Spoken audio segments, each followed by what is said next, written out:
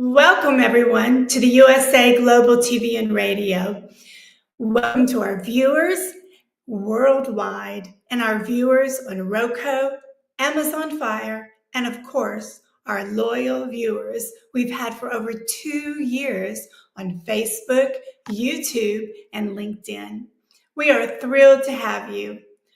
Our show today is the UK News and Culture, episode 129. Dr. JACALYN, the host of this show, is out on business, but she will be with us next week. Let's welcome our first team member, the incredibly talented royal photographer, co-host of the Royally Rich Lifestyle, and co-host for the Royal Breaking News from London. She's also a royal expert and a woman in the know, HELENA CHARD. Welcome. Oh, what an introduction, Diann. Thank you so much. Thank you. You're welcome. Just telling the truth like it is. Oh, so lovely to see you. Great to be here as always. Thank you. So how's London doing these days? Is it hot, cold, frantic? Do you know, it's hot. It's the silly season, and we say that when people are like reporting on anything and everything that they can find. It always tends to be as well when the royal family are sort of having their vacations and are off to Balmoral. So, you know, there is news out there, and it's always, as I always say, I love to find the joy in everything, because I mean, let's be honest, there's some dark sides as well that we don't really want to sort of be thinking about too much. But yeah, there's a lot of fun going on. And I have to say, with the Olympics as well, you know, for me personally, it's sort of given me a spring in my step. And I've been going to the Lido. It's a local Lido, outdoor Lido, really early each morning. And it's a lovely way to mark each day.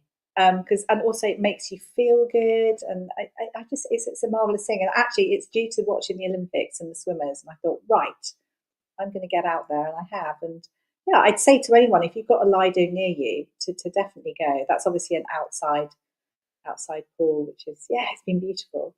So no, I agree with you. My husband and I actually, we could watch at home, but we've gone to sports bars so we could be with everybody in the excitement, because we're absolutely blown away at these Olympic champions, because everyone that goes is a champion in my mind. You might win a medal, but the fact that you even made it to the Olympics is mind-blowing. And they're so incredible, right? That you just sit there and go, right, okay, today I think I go for a walk. Yeah. I think as well with the Olympics, it's fun to see the different countries and see how everyone performs, and just the different cultures. It's really, I just think it's wow. And of course, the different royal families and different people turning up to the events, and the camaraderie. Yeah, it's so joyful. I agree completely. And I love how you say the silly season. Sometimes in America, I think we always have a silly season when it comes to the news. Oh, actually, you do have a little bit of silliness going on, as we've had as well. Goodness me. Well, let's bring out our other co-host, if that's okay with you, HELENA. Yeah. Great. He's our fantastic team member from Scotland, the fabulous chef, author, speaker, sailor, and so much more, who will be sharing with us everything Scotland. Let's welcome Simon Macdonald. Hello, everybody. Nice to be back. Oh, it's Wednesday. Great day of the week, Wednesday. I love this time as well. It's just such escapism for me.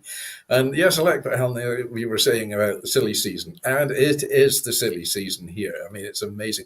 Number of tourists that we've got this year, and the number of people from across the pond, from America. I was speaking to people there in Inverary just yesterday when I was taking a golden retriever into the car, having had a lovely bar lunch with our daughter at the George Hotel in Inverary.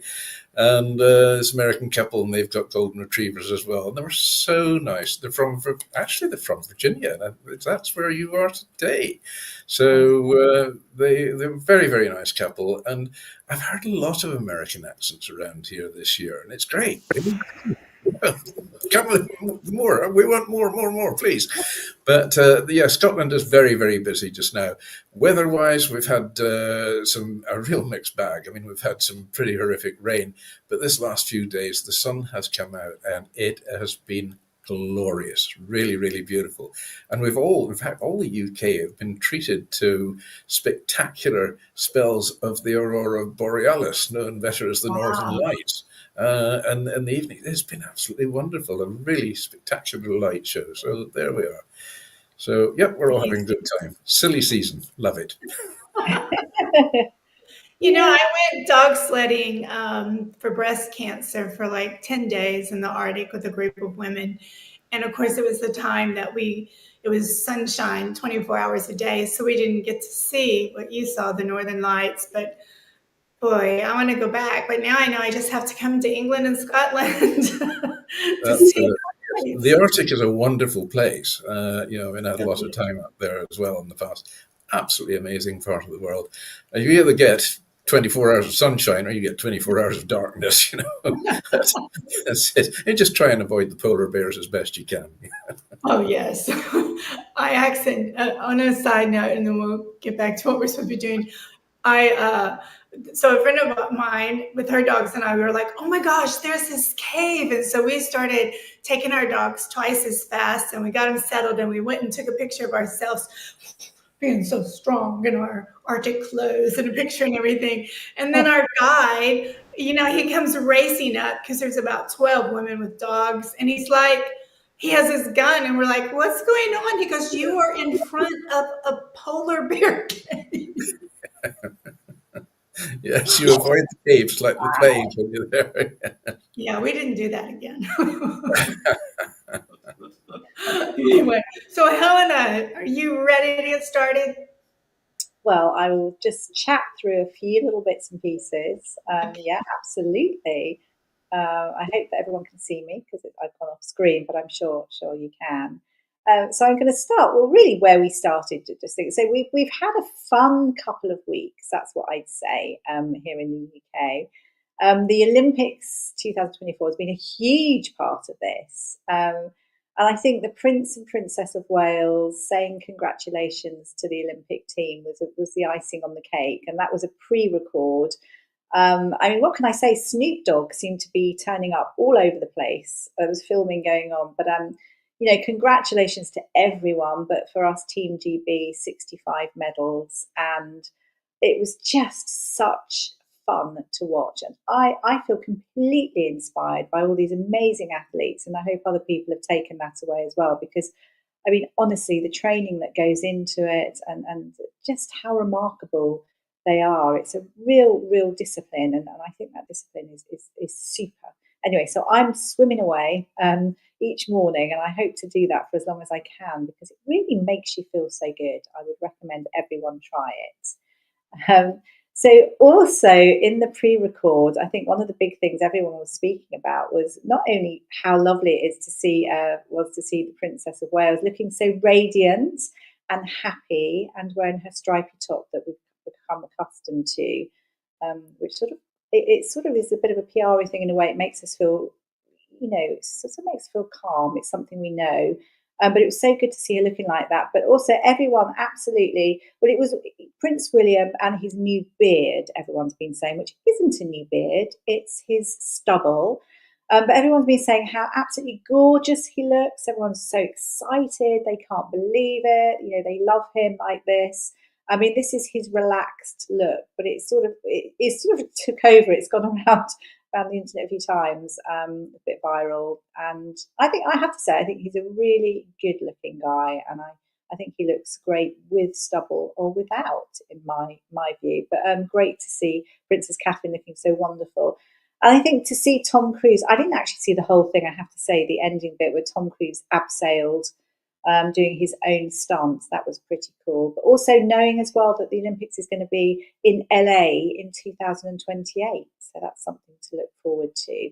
And a little bit of information that today, but August the 14th, 1900s, the Summer Olympics Games opened in Paris, France, all that time ago. And this sort of marked the second modern Olympic Games. The The first obviously was held in Athens. Moving on, also another reason to celebrate, and this is Prince William was really celebrating this at London's Air Ambulance charity, which he obviously supports. He's so good at raising money, I have to say, and obviously he worked with London Air Ambulance. We saw him; he's all over social media saying fantastic news that they've raised enough money for now for 2 new helicopters. And this is going to have a huge life-saving impact. So well done to him and his team. As I say, brilliant. He's so good. He's on it the whole time, him and his team, in fundraising. And obviously for his other project, Homeward, helping the homeless and trying to wipe out homelessness, this is working really well at the moment. The Royals are heading to Balmoral next week, and there's going to be lots going on. I know that the Prince and Princess of Wales have put a ban on chatting anything Harry and Meghan, but they do have talks as well that happen, as well as it being a sort of casual fun time for family meetup. They've been in Sandringham, and I think they look really well because obviously they've been by the sea. But I did hear rumours, and this is via good source, that they did get to Mustique, which is a private island in the Caribbean.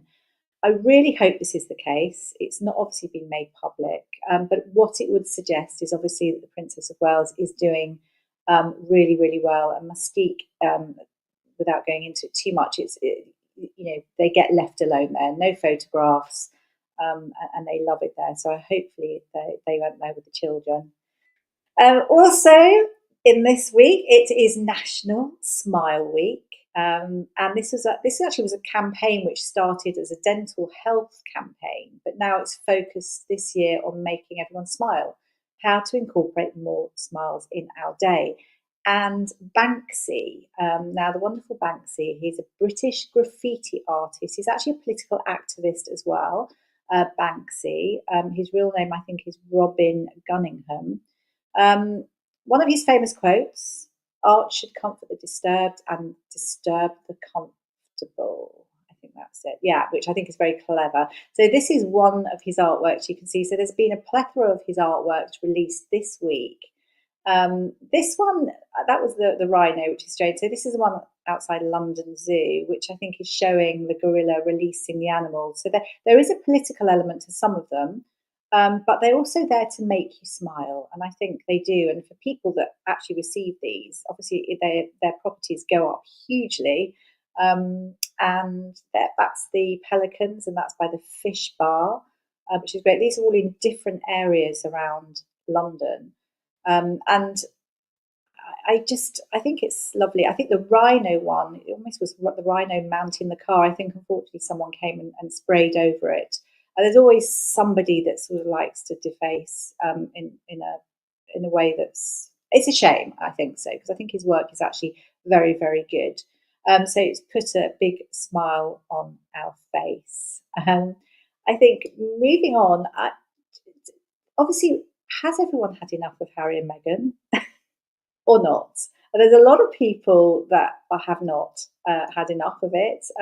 I personally think we're sort of oversaturated, but people are curious and people are wanting to know a lot more. So I will talk a little bit about it. I've got different broadcast platforms asking different questions. So alarm bells ringing, and this is Prince Harry's Chief of Staff, Joss Kettler, who has quit his job. Now, apparently he's the 18th member of staff to have departed. Chief of Staff was given, it's quite a prestigious name, and apparently he was going to guide the couple more, Prince Harry, over the next phase, whatever that phase is. He was with him in London to celebrate the Invictus Games 10th anniversary, key figure in Nigeria when they travelled there. So it's really strange that he's quit.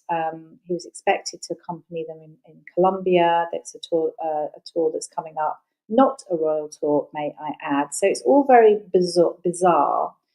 I know that People magazine had released the statement that it was an agreed departure, that they're going different ways, and obviously that Josh isn't a great fit.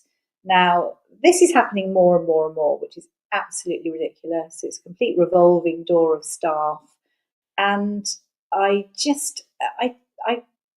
feel sad for the staff as well, because these are special people. They've been chosen carefully. They've worked and excelled in really demanding jobs, and performing in companies and really hard environments. So to suddenly just disappear, I just feel very, very sad. My feeling is, and I know I was asked by Fox News, that really, to have a workplace work well, it's a symbiotic relationship, and you've got to treat your employees well, and the employees will then treat the employers well. So something in their organisation is missing. And my personal feeling, and I know maybe I shouldn't be giving my personal feeling, that Harry and Meghan, they just seem quite rudderless. They lack direction. You can't just jump on board lots of different ideas and then, okay, I can see the smoke and mirrors. It gives a great platform for them, keeps them there. It's a great PR stunt, but you've got to keep it up. You can't jump on the new trendy thing and keep doing that. So you can see how staff are not going to stay on board in that sense. And just to talk about just quickly, they accepted an invitation. They're going to Colombia in recognition of their global leadership in fostering a safer online environment. Now, I'm all for people that have a platform lending themselves to support causes, because it does put things on the map. But I mean, you cannot be a leader in things that you don't know much about. You have specialists in this field that will take things forward, but it's certainly not Harry and Meghan, and it's certainly not the Archewell organisation that's only been going for a few years. So I do find, them talking about child safety online, and they're not an authority. They are parents, and they care for their children, and they have care obviously for children, as we all do. They've introduced the Parents Network as well. The thought, I think, that people are saying that is they're ignorantly being used as political pawns by the left-wing government, which has been actually haunted by corruption and scandals. So security concerns have been raised. It's a tricky one, but what we don't want is obviously for it to undermine our royal family, who work tirelessly for good causes, are selfless, and we just don't want them to impact there. But let's just see. I mean, if something could be done, i.e. Harry can speak to all the big conglomerates and get them to put money into to see how you can work towards eradicating things online, then that would be good. But just as a simple PR brand or just starting a campaign, I don't think it's good enough, really.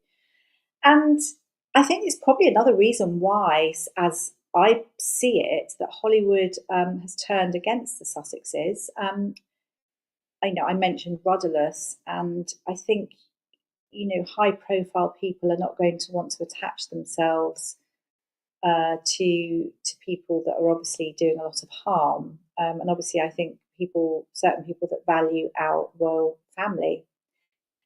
I'm now going to move on to something which I found fascinating, and I always think to myself, because I do occasionally go to junk shops or charity shops, and I think, I wonder if I'll find something special.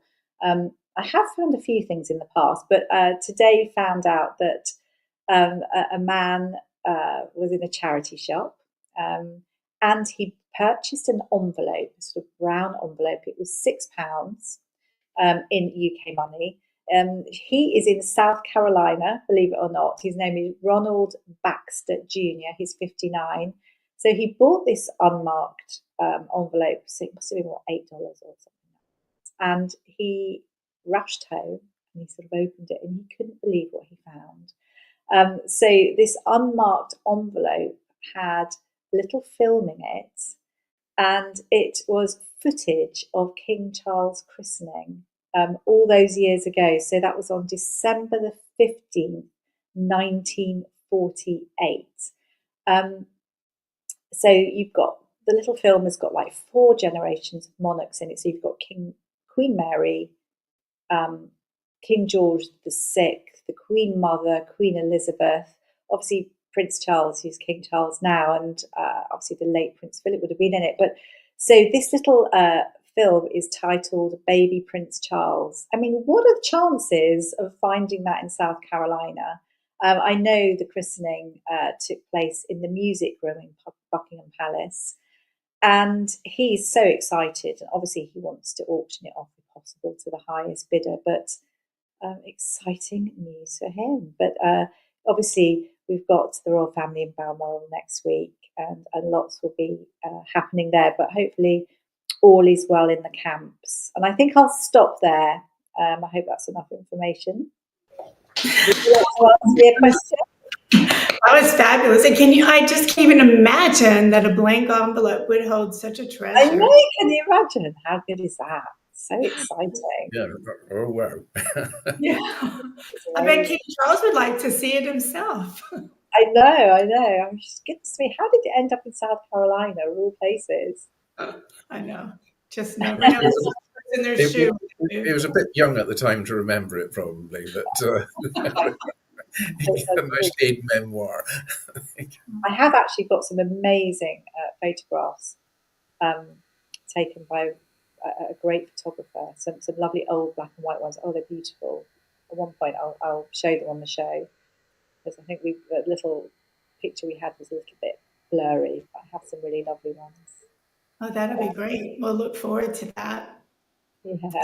So there we go. So I had to, as I say, Harry and Meghan, there is so much news. I just decided to sort of pick on something that's now and that's coming up. And obviously we've got this. It's happening tomorrow, actually, this Colombia trip. Wow. So, what can we say? It's one of those things.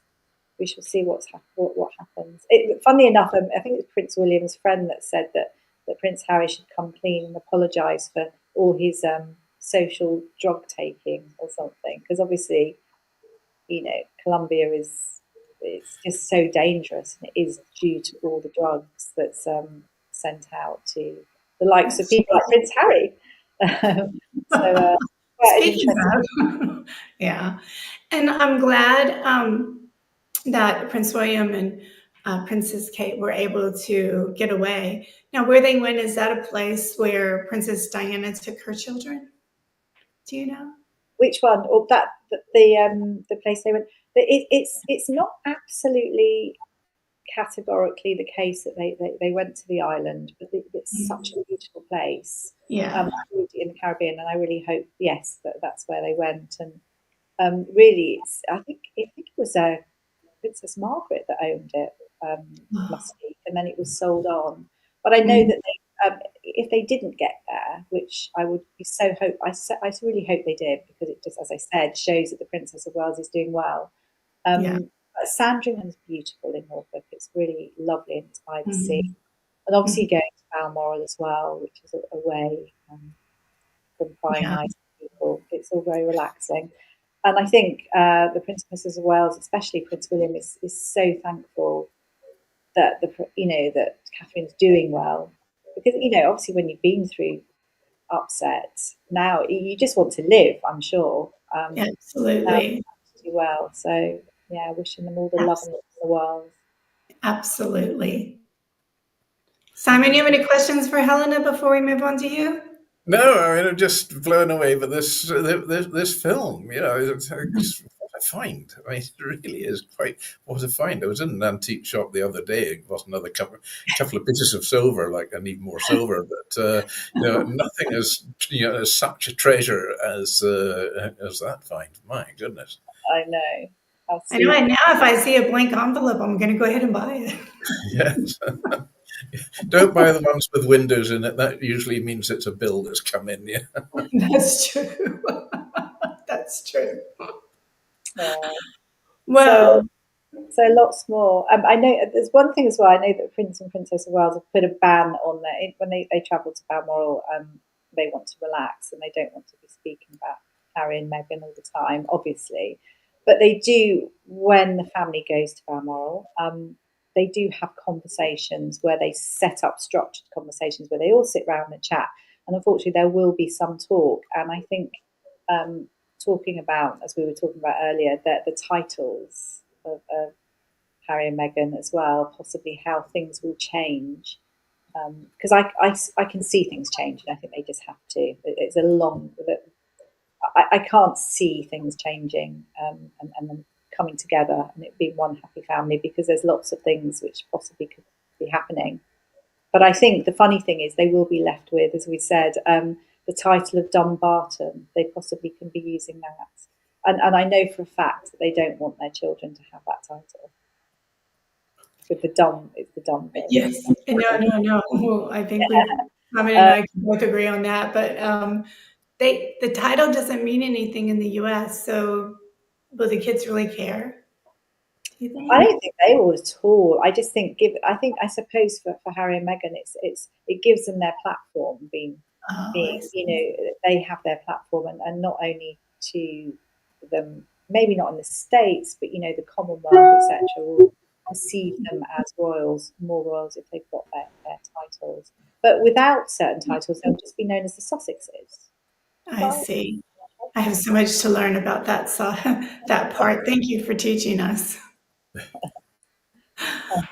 There's more. Well, I hope you can stay with us for Simon's exciting intro into the world of Scotland. No, he knows so much about Scotland. Ooh, beautiful Scotland. Beautiful Scotland. Must go there someday. So, Simon, are you ready? I'm ready. Yes. Well, let's indeed. rock and roll. Good.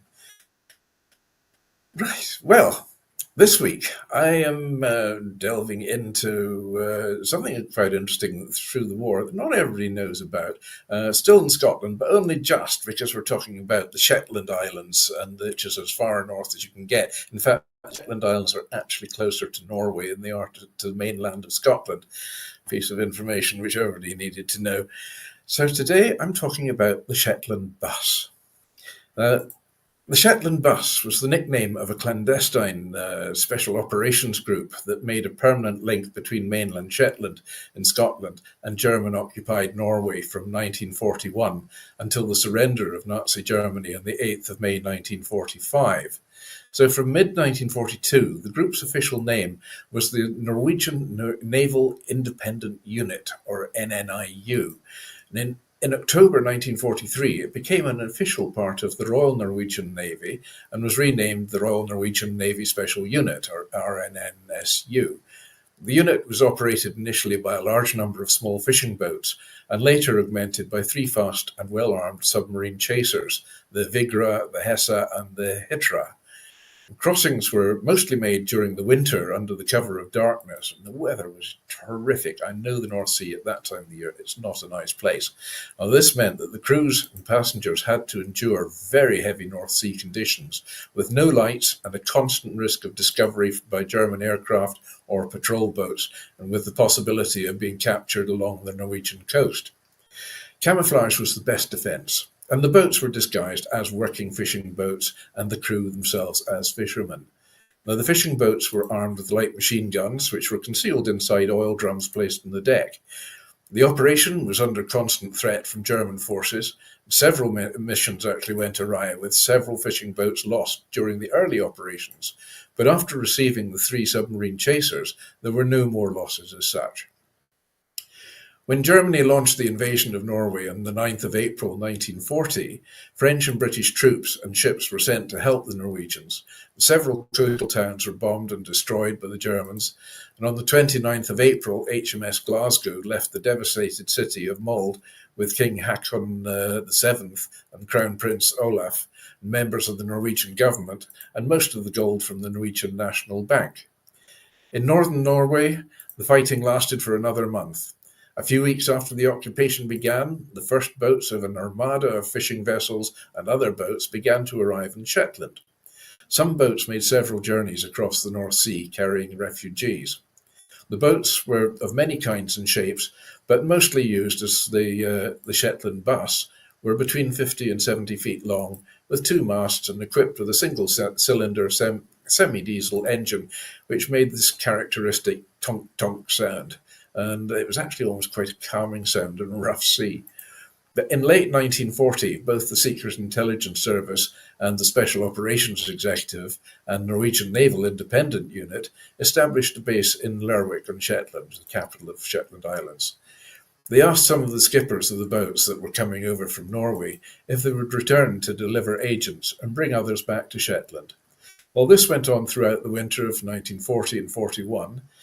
In early 41, it was decided formally to establish a group of men and boats to assist the SIS and the SOE. Main purpose of the group was to transfer the agents in and out of Norway and provide them with weapons, radios, and other essential supplies. They'd also bring out Norwegians who feared arrest by the Germans. Sometimes the group was involved in special operations, like the failed attack on the German battleship the Tirpitz, and also Operation Anarchy, the raids on Molloy, and Operation Claymore and the Lofoten Islands. My father was there during the war. The men put in charge of organising the group were a British Army officer, Major Leslie Mitchell, and his assistant, Lieutenant David Howarth of the Royal Naval Volunteer Reserve. On their arrival in Shetland, they commandeered Flemington House in Weasdale for their headquarters, and they found a perfect location in Lunaness, north of Lerwick, from which the boats could operate. Before then, the boats had been moored in Catfirth, but Lunaness had a sheltered harbour and a small population that weren't really too curious about what was going on, and the Luna House was then used as accommodation for the boat crews. So while Mitchell stayed in Flemington, Howarth set up his headquarters in Luna House. Their whole staff consisted of 3 British sergeants, Almond, Sherwood and Olsen, and Norman Edwards, a stenographer, Harold Erlicton, a Norwegian cook at Luna, and 2 maids at Flemington. So during the first winter, Flemington House was used to train saboteurs and house agents and to accommodate Norwegian refugees.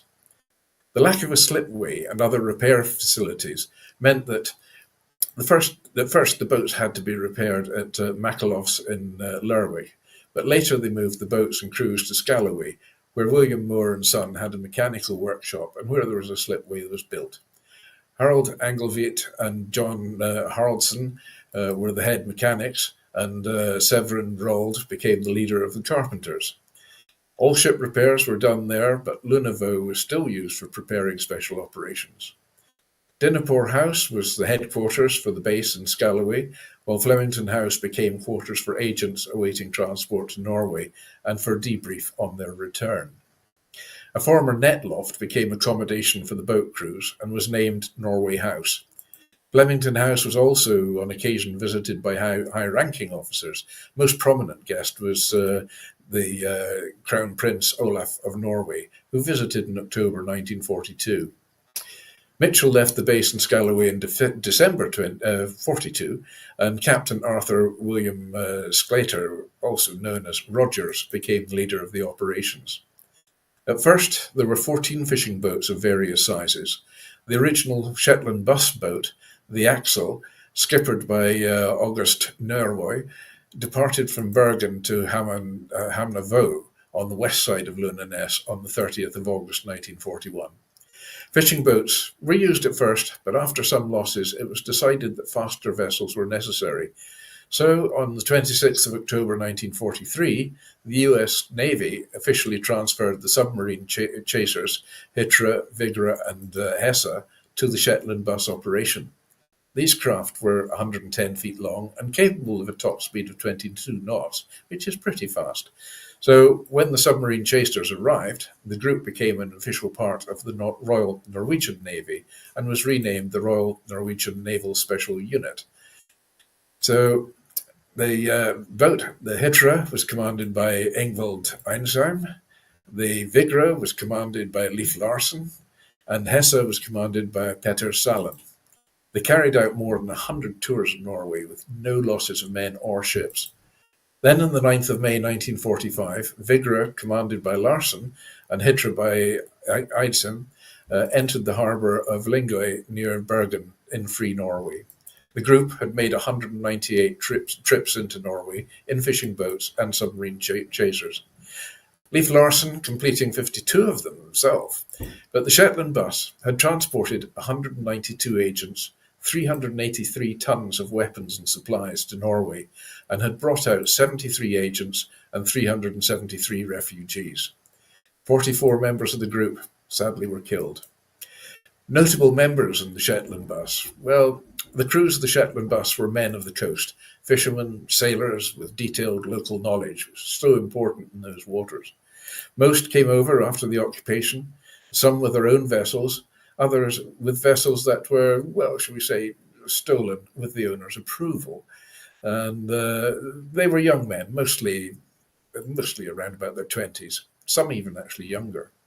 So many of them did several tours in the spring and summer of 1940, evacuating British soldiers who'd been stranded in Norway after the Norwegian campaign and other British citizens living in Norway.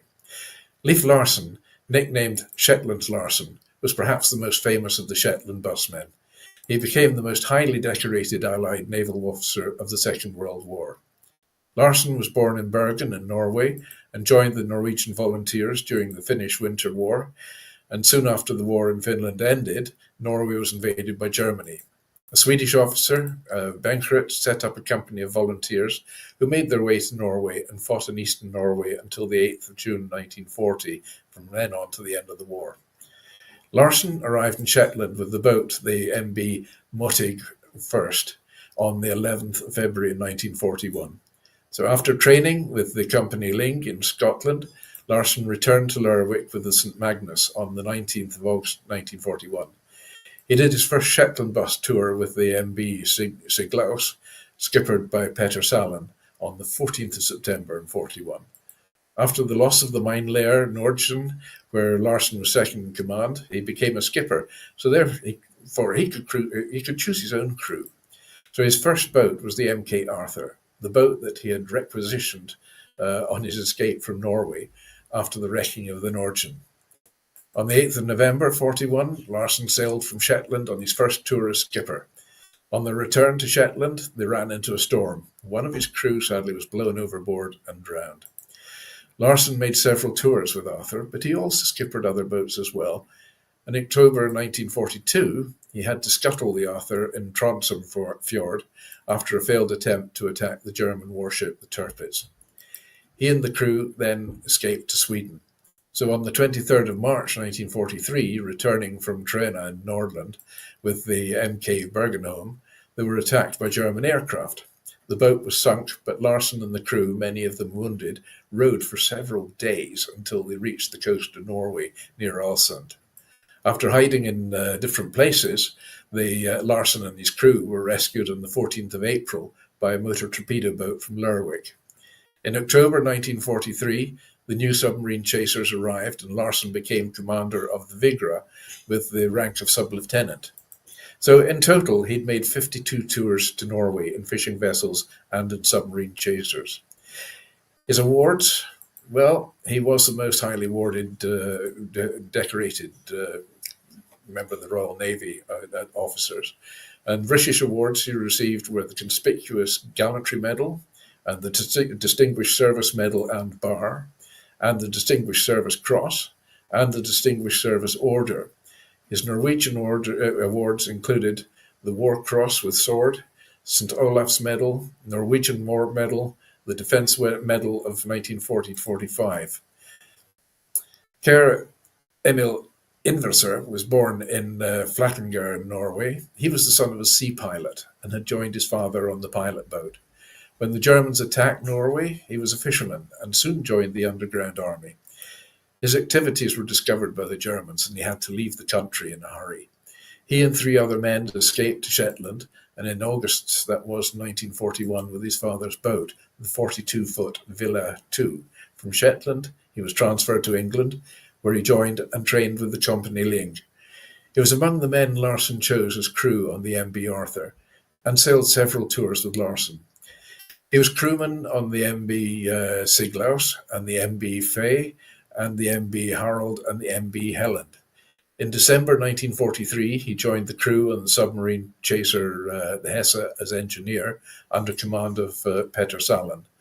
When Hesse was under repair, Iversen served as engineer on the Vigra and did one tour as a Norwegian Navy motor torpedo boat. When Hesse was back again, rejoined the crew and stayed there until the war ended. Kerr Iversen did 57 tours across the North Sea, most of them as an engineer. That on the 6th of December 1944, well, he married the Scalloway girl from Shetland, Christine or Sissy Slater. They stayed in Scalloway after the war and had 3 daughters.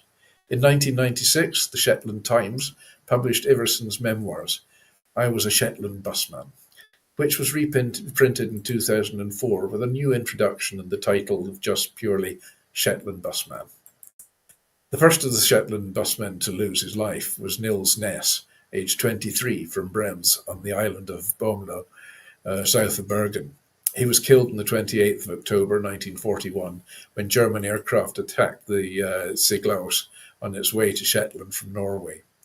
Ness was buried at the Luna Kirk churchyard with a Scottish ceremony because there was no Norwegian clergyman to conduct the funeral. His body was moved to his home in Norway in 1948, and a cross marks his grave at Luna. Ness was the second Norwegian buried at the Luna Kirk. The first was an unknown sailor buried on the 5th of February in 1940. He was probably from the cargo ship Hop, which had left Bergen on the 2nd of February and was torpedoed and sunk by a German submarine. The third man was buried on the 9th of June in 1942, and he was sadly found drifting in the sea by a local crofter. John Johnson from Luna, I believe, was the name of the man. The Shetland-Norwegian Friendship Society had set up a plaque on the church wall outside to remembrance of these 2 unknown men. British naval officer and historian and author David Howarth requested that his ashes be scattered over the water at Luna Voe. A memorial plaque is mounted on the churchyard wall at Luna Kirk to this effect. The Shetland Bus Memorial is located at Scalloway, and the local museum has a permanent exhibition relating to the activities of the Shetland bus.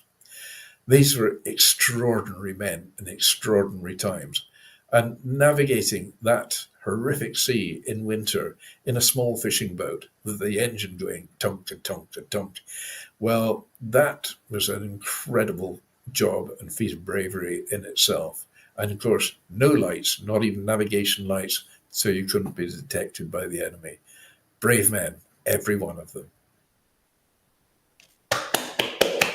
Wow, they were brave men, I tell you. Amazing. I know those waters up there, and believe me, they are not nice. It is a pretty nasty bit of water there. But there we go. There we go. Helena, thoughts? We got a bit of time for on this day. Oh, I just want to see if Helena wanted to add or ask. Yeah. It was lovely to hear it all the history and the bus. That's great. I mean, okay, it was 1940s. In real terms, it's actually not that long ago. But would our voice today do that? I don't know. Yeah, that's an interesting question. Well, we'll have to talk more about this because time's running out so quickly on this day because we enjoy it so much. Okay, well, on this day, right, here goes. 1281, during the Kublai Khan's second Mongolian invasion of Japan, his invading Chinese fleet of 3,500 vessels disappeared in a typhoon near Japan. Worst maritime disaster ever. 1941, US President Franklin Roosevelt and the British Prime Minister Winston Churchill issued the joint declaration that later became known as the Atlantic Charter. In 1945, on this day, it was VJ Day. The Empire of Japan surrenders unconditionally to the Allies, ending the World War. Wow. So, and that was on the 2nd of August, World War II. I'm getting confused now. August the 15th it was in Japan and other countries, but it depends on the time zone you're in. 1989, President Pik W. Botha of South Africa resigned. He was a good president. Birthdays today. In 1851, Doc Holliday, the American dentist, gambler and gunfighter at the OK Corral, was born in Griffin in Georgia. 1945, American comedian and banjo player, who knew that, and actor Steve Martin, famous for Parenthood, Roxanne, and many other movies, was born in Waco in Texas. He is 78 today. Happy birthday, Steve. I love your movies. And then 1960, Sarah Brightman, British actress and amazing singer from Phantom of the Opera. She was married to Lord Lloyd Webber as well. And she was born in Berkhamsted in England, and she's 63 today. Doesn't look it. She's an amazing woman. Deaths today, well, this day in 1951, William Randolph Hearst, the American newspaper publisher, dies at the age of 88. Then in 1988, Enzo Ferrari, the racing driver and founder of the famous car manufacturing business Ferrari, wouldn't we all love one, dies at the age of 90. So there we have on this day. So fascinating. Thank you so much. Well, guys, can you believe it? Our time is up. I always hate that. I don't know about y'all, but I just hate it. So we're going to say goodbye. And thank you for all the wonderful beauty y'all bring to this show. We couldn't do the show, obviously, without y'all. So Simon, Helena, have a blessed week. And for everybody watching us, I hope that your day is filled with peace and love. Thank you for joining us, everyone. Thank you to Amazon Fire, Roku, Zizzle. And please stay tuned for the Anne Scotland Show and the podcast Mastro, The Art of Storytelling. Bye for now. Have a great day.